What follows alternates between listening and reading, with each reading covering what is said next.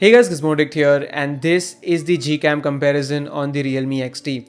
A lot of you guys have been asking me to make this video ever since this phone has been announced, but actually the thing is, even though Realme phones get camera to API support by default, it's very difficult to find a compatible Gcam APK for it. Most of the Gcam APKs just crash on it, so I had to test out a lot of APKs and then bring you a video. Even in today's video, we're gonna use two Gcam APKs because Nightscape only works on the second one and all of the other things work on the first one. So without wasting any more time, let's get started with the Gcam review of the Realme XT.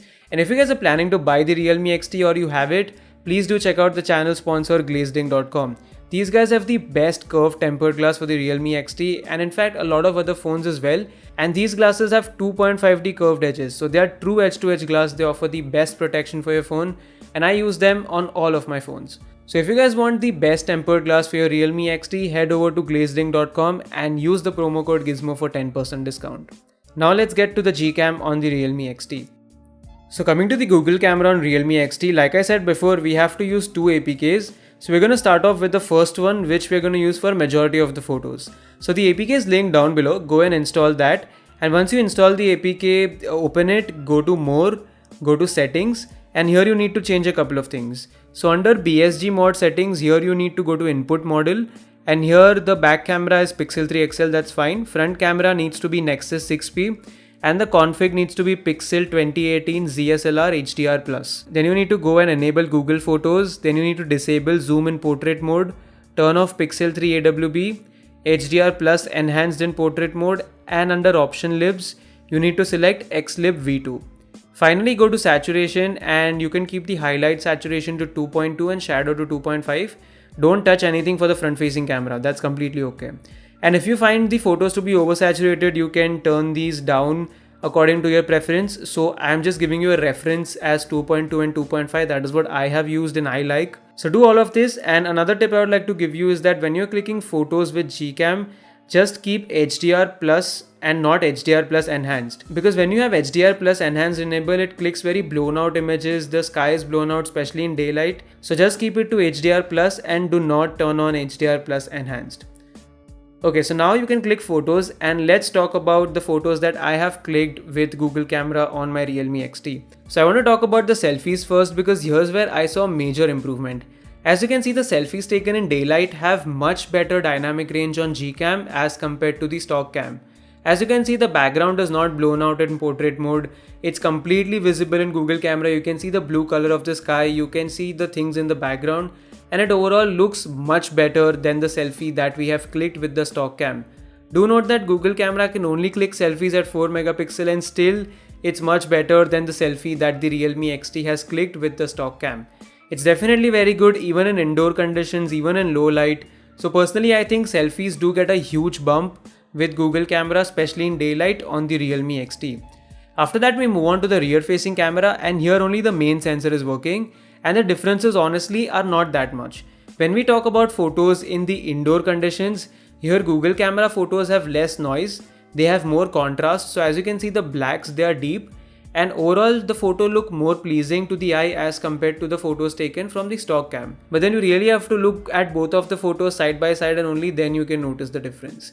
If you find the photos to be slightly oversaturated in Gcam, it's your preference, you can turn on the saturation down. I like it this way and personally I think it looks good. So in indoor conditions, I feel Google Camera photos have less noise. They also have a little bit of less detail as compared to the stock cam, but still I think it produces better output than the stock camera. Then if we move on to the outdoor conditions, here I think stock camera was better overall. If you see the dynamic range, stock camera does a lot better in terms of shadows. But there is a downside to it as well. As you can see, a lot of these photos look overexposed, especially when the HDR mode is on, and it looks a little weird sometimes. The HDR mode sometimes messes up the photos in daylight, and as you can see, the photo looks a little bit faded or it looks very overexposed, to be honest. As you can see, this photo in stock cam and this photo in Gcam looks a lot better.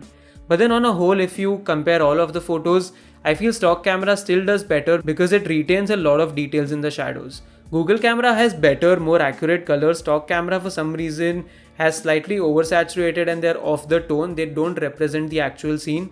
Gcam is spot on with the colors. So yeah, there is that minute difference. So if you click photos in Gcam, you will probably have to bump up the shadows while editing, and that you don't have to do with the stock app. So do let me know what's your pick in the comments, because honestly I cannot pick a winner here. Both of them have their pros and cons. So coming to the low light situations, here's where the second APK comes in. So here you need to install this APK. So you can have two Gcam APKs on the phone, that's not a problem. And even on this APK, you have to do the same settings that we did on the first one. And then here you can use night sight. And also you can try clicking photos with the second APK as well in daylight, low light and everything like that. And if it works, you can only keep one APK. I personally found the first one better, so I worked with it, but do test out both of them and select whichever you want. So now talking about the low light photos, here we have Nightscape and Night Sight. So Nightscape on the stock camera honestly is better than Night Sight. Night Sight doesn't really work that well on the Realme XT as of now. And as you can see, there's not a lot of difference. In fact, Night Sight actually blows out the highlights in a lot of photos as compared to Nightscape. The overall dynamic range is very good on Nightscape, and the detailing is also better. So personally, I preferred photos from the Nightscape more than the Night Sight with Google camera. Lastly, coming to the rear facing camera portraits, here once again not a lot of difference, but in some photos Gcam actually did better. So I think I'm gonna pick that. But anyways, as you can see, Google camera does not bring that big of an improvement for the rear facing camera, but actually it does bring in a lot of improvements for the front facing camera. So yeah, I think you can go ahead and download the APK and have it on your phone, because why not? I mean, you can use the stock app for everything else like the wide angle, macro, daylight photos, and for selfies you can use Gcam because the overall dynamic range, skin tones and things like that are a lot better. I'm actually quite impressed with the camera performance of the Realme XT. Realme has done a really good tuning with the stock app. But then the problem is they still need to fix their colors. They do oversaturate things a lot, and the overall colors do not represent the actual scene. So if they can work on that, that would be great. But anyways, as of now, this is what you have for Google camera on the Realme XT. Maybe this will improve in the future updates, but then if we look back and see at the phones like Realme 3 Pro, we never really got a proper Gcam APK for them. So I really don't have a lot of hope. I think this is what you're gonna get, and you can use Gcam to click better selfies. That's it for my Gcam video with the Realme XT. I will be making a detailed comparison with the Redmi Note 8 Pro and the Redmi K20 very soon. Subscribe to the channel, press the bell icon, and don't forget to like this video and share it with your friends. That's it for now. Thanks for watching, and I'm gonna be back in your notifications very soon. Peace.